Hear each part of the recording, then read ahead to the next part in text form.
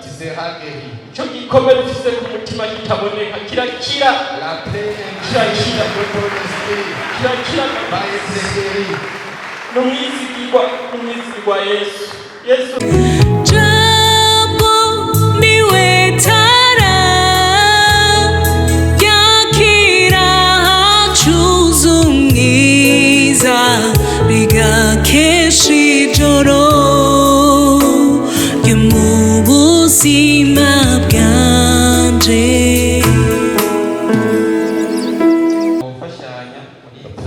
Nous aider les uns les autres.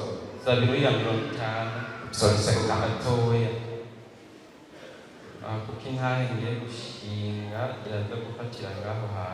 Le témoignage que je vais vous présenter va se focaliser sur ce psaume.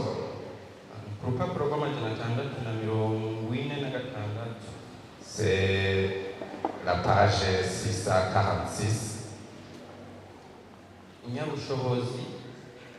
Imana rurema uhora harakuze ahamagaye isi uhereye iburasirazuba ugashitsa aho irengeye kuri Siyoni ubwiza buhebuje niho Imana ikayanganira.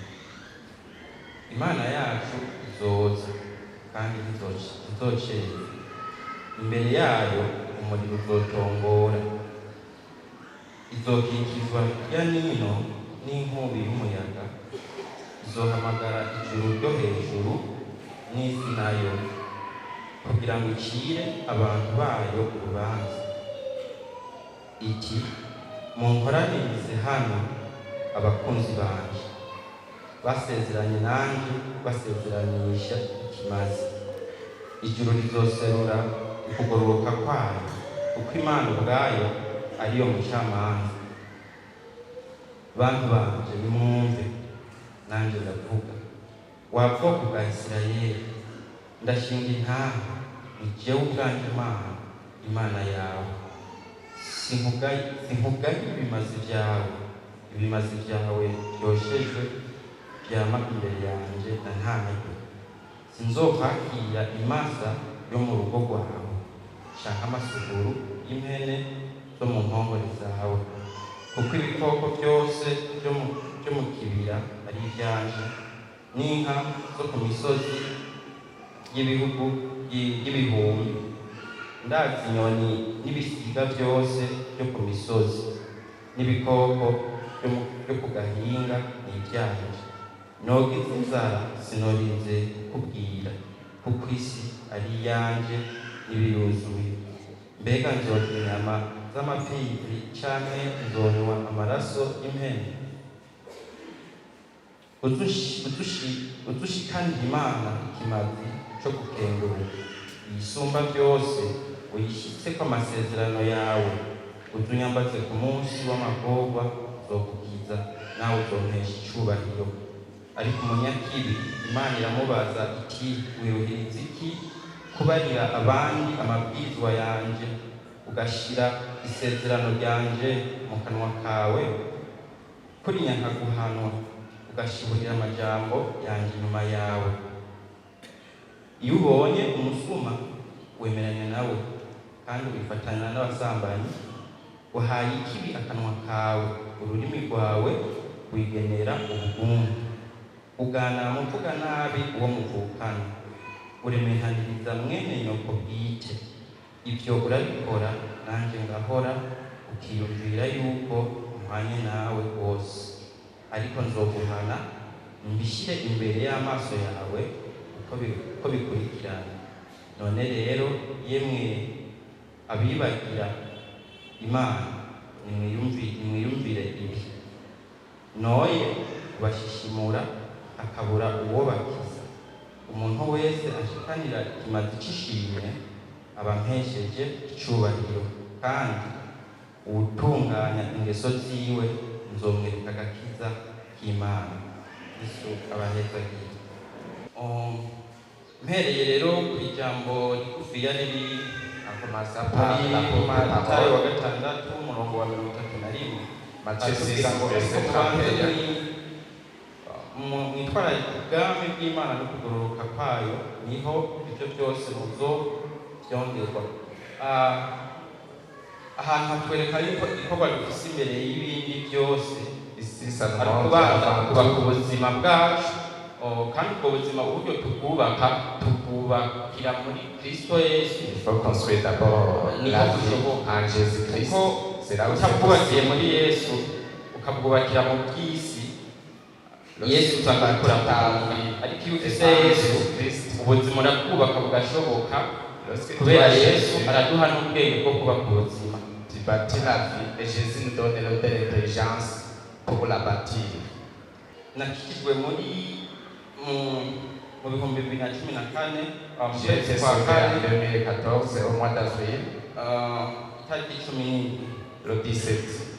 ariko nari nsanzwe ngendana icyago cyo kwikinisha, ari nacyo intahe yanjye yo kuvuga ngaha. J'avais un problème de masturbation.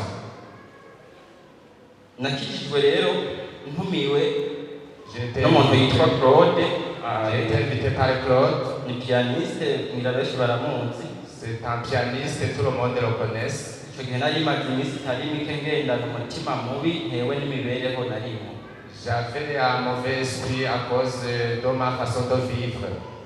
Kugezaho na apeti igenda Et jusqu'à là, j'ai perdu l'appétit. ndabanza ndonda ku rugero rushimishije kabisa. Je suis devenu très maigre, vraiment d'une façon exceptionnelle. Ariko ku itariki ya 17 Au 17, hari ku munsi wa kane izindukira muri siporo. c'était un jeudi, pendant la matinée, je suis parti au sport.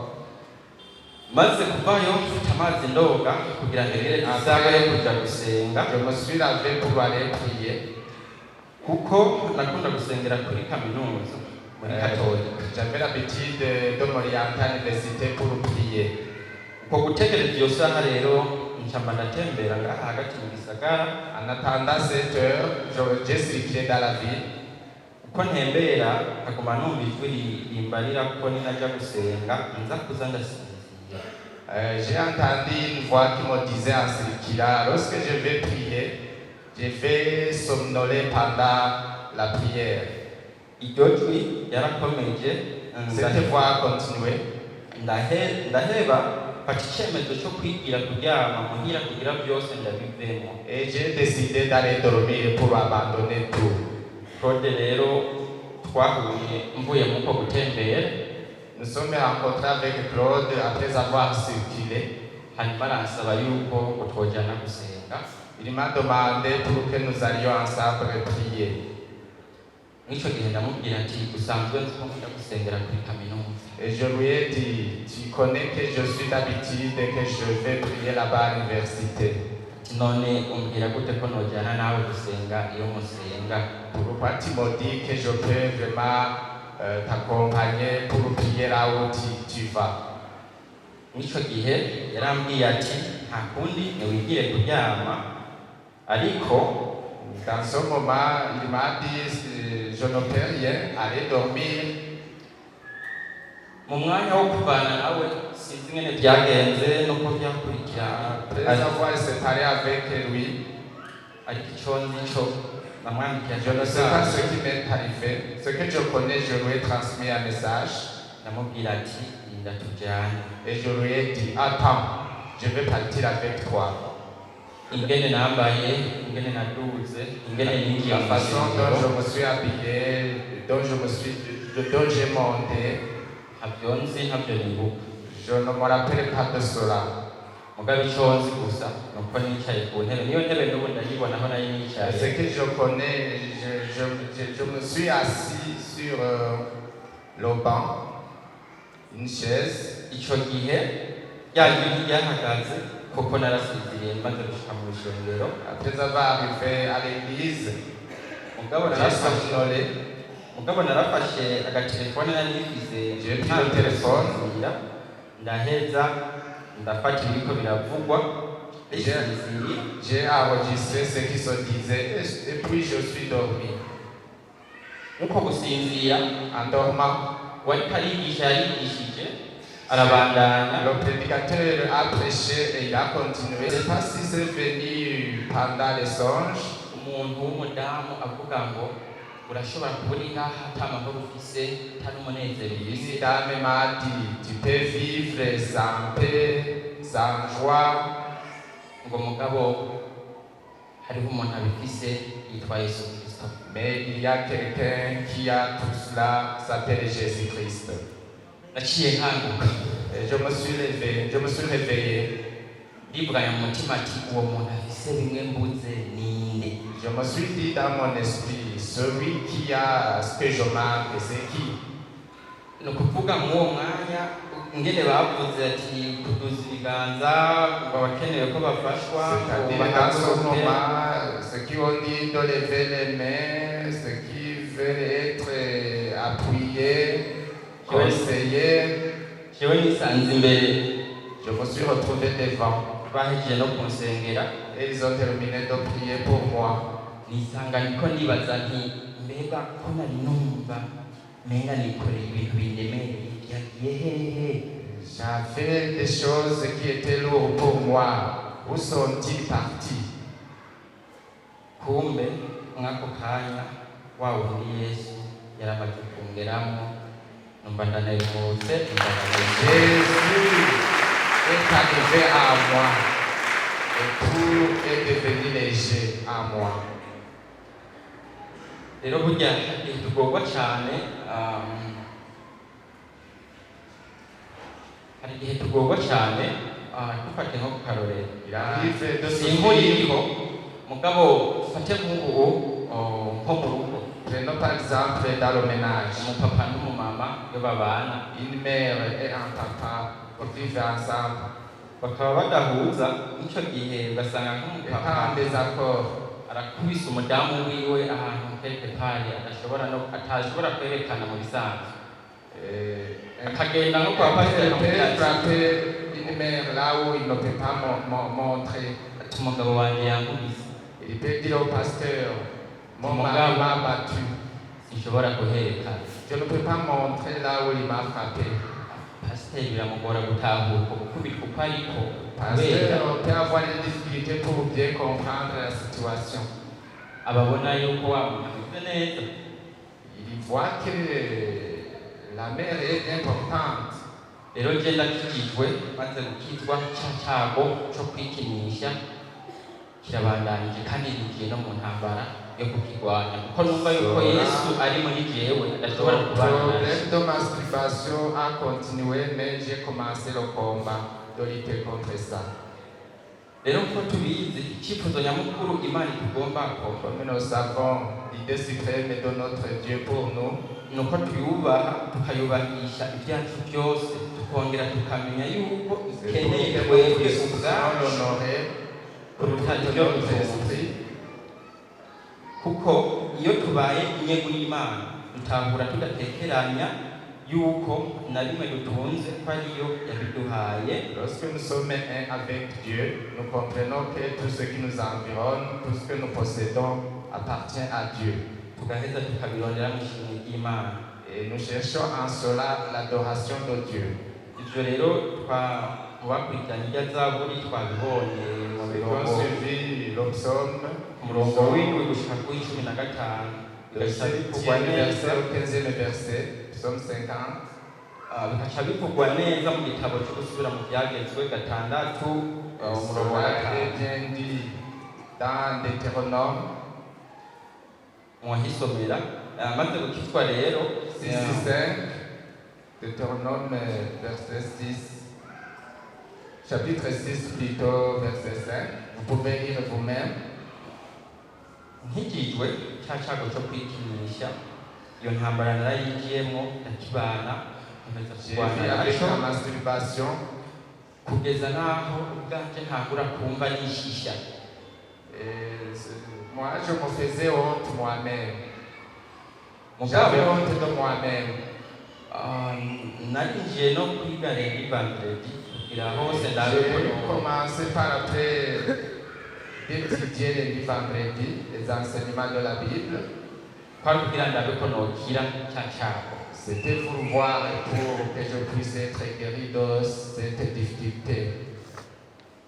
ariko ntibyakunze narageze naho Je n'ai pas réussi vraiment à être sauvé sur ce cas. narageze naho mfata ingingo yo kuja kubatizwa mugabo ndagira ubwoba kigatirayo kubona ngiye kuja J'ai pris une kubatizwa décision d'être baptisé, j'avais peur que je vais y mourir kino kintu ntarakira sans être guéri de ce problème. ariko imana ni nyarukundo Et yaranshoboje Dieu est un Dieu d'amour. narabatizwa J'ai été baptisé. kandi narungutse inyungu nyinshi Pamo. ko kubatizwa mugabo rero Mais ndakomeza ndagenda na cya kintu ngera naho nka J'ai pasiteri continué. duhura mw'ibarabara il est arrivé un moment, lorsque je me rencontrais avec le pasteur, je sentais vraiment de mon cachet de lui. kuko numva yoca mbona mu bya bindi Car je pensais qu'il allait me voir en pécheur. ariko imana nakomeje kuyitakambira J'ai continué de supplier Dieu.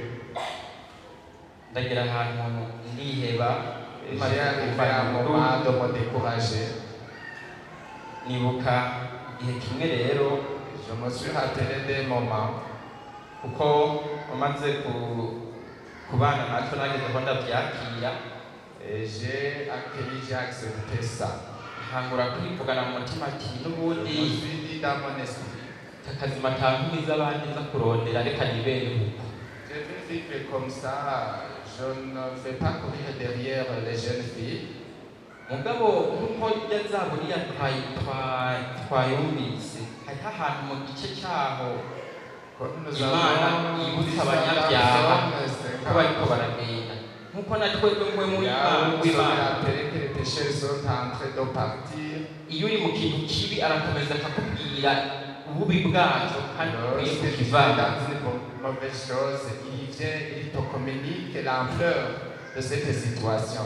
ibyo kwisengera narabihebye ntangura J'ai kurondera abandonné de prier pour ça. ntangura kurondera ikiganiro bitwa kanguka J'ai commencé à chercher l'émission qui s'appelle Kanguka. muri kanguka rero Dans Kanguka, narisengera je priais. naho nyine n'ibyafashije byaranse Ça n'a pas passé vraiment. Je suis toujours resté dans cette difficulté. nageze ahantu ntangura no gutinya kujya mu ibarabara nkavuga ati je noja mu ibarabara ibintu byaraye bimbaye ko nogira agisida nkapfa kandi noja mu C'est muriro un moment où j'avais peur même de marcher dans la rue. Car je craignais que je puisse avoir un accident.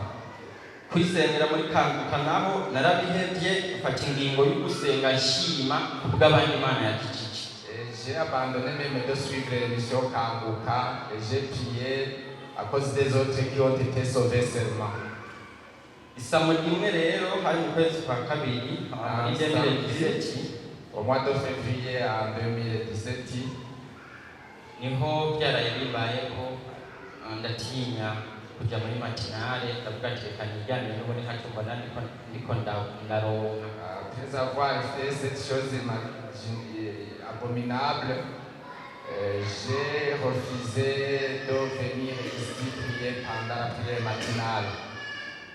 ico gihe Ce moment, ndumviriza kanguka j'ai écouté l'émission Kanguka. harya umukozi w'imana kristo kumana atanguye gusenga Lorsque Christ Ndikumana a commencé de prier, narabyutse ndapfukama ku gitanda je me suis levé, je me suis agenouillé sur le lit. harya atanguye gusenga Lorsqu'il a commencé de prier, numva avuze ngo hariho umusore apfukamye ku gitanda ariko ararira j'ai entendu dire, il y a un jeune garçon qui s'agenouille sur le lit, il est en train de pleurer. yavuze pozisiyo imwe avuga n'ukuntu nari Il a nambaye dit dans la position dans laquelle j'étais, il a dit les habits que je portais. ubwo nyene akivuga uko acavuga ngo natangure uwo musore ashima imana mu gusenga kwiwe kuko Ce jeune yamushije garçon commence de remercier Dieu car il est guéri. mw'uwo mwanya Ce numvise moment, j'ai senti umubiri wose umenga ufashwe n'umuyaga nkuba. tout le corps était comme électrisé. Ndaheza ibisero birandenga n'amosozi. J'ai pleuré, j'ai pleurniché. Oh Seigneur, l'image comme Oh Seigneur, tu as été fort. Oh, Brahma, je suis totalement satisfait. Oh Père, la bouche encore aussi. Oh, je te remercie, Dieu. C'est toi, Seigneur, merci. C'est toi qui m'as guéri, papa. C'est toi, Seigneur, qui m'as C'est guéri. toi qui m'as guéri, Seigneur. C'est toi qui m'as guéri. Ah, on est à Michel. Il y a une autre personne qui l'a fait.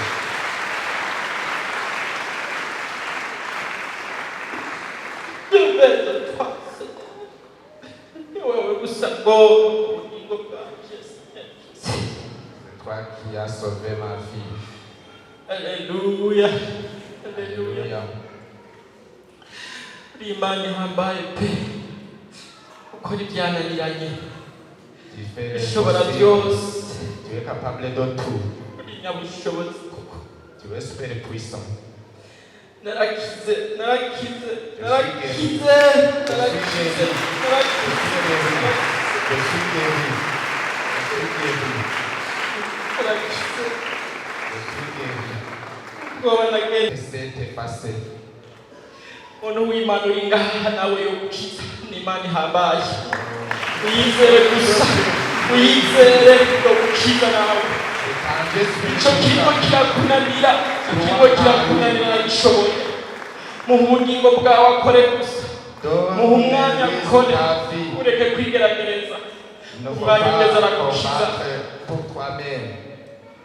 Mu byakozwe n'intumwa igice cya kabiri umurongo wa 21 aravuga ngo uwo wese azokwambaza izina ry'uwo ntazokizwa. Verset 21. Nawe nuryambaza urakira, urakira, urakira. Tu seras guéri. Icyo gikomere ufise ku mutima kitaboneka kirakira, La paix intérieure de ton esprit kirakira. va être guérie.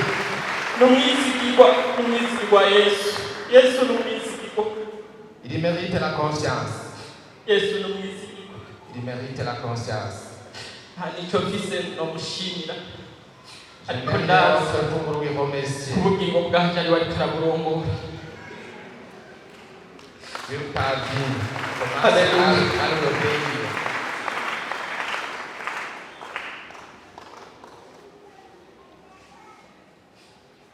Narakize mbona ndi muzima.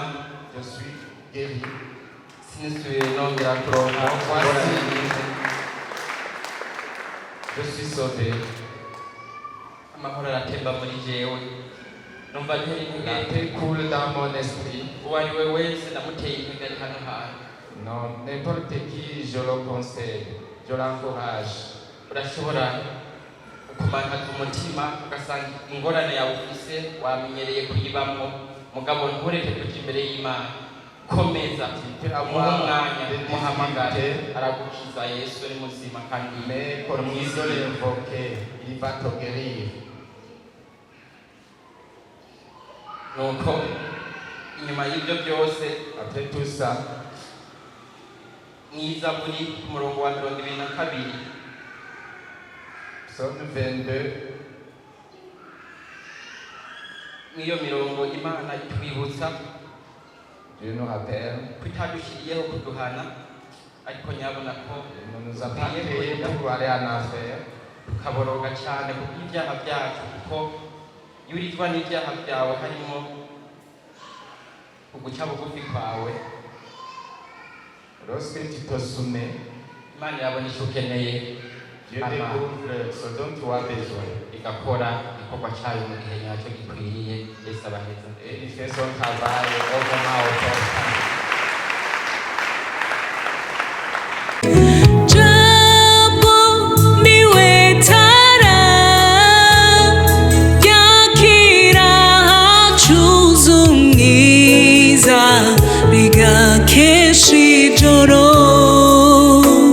ry'umubuzima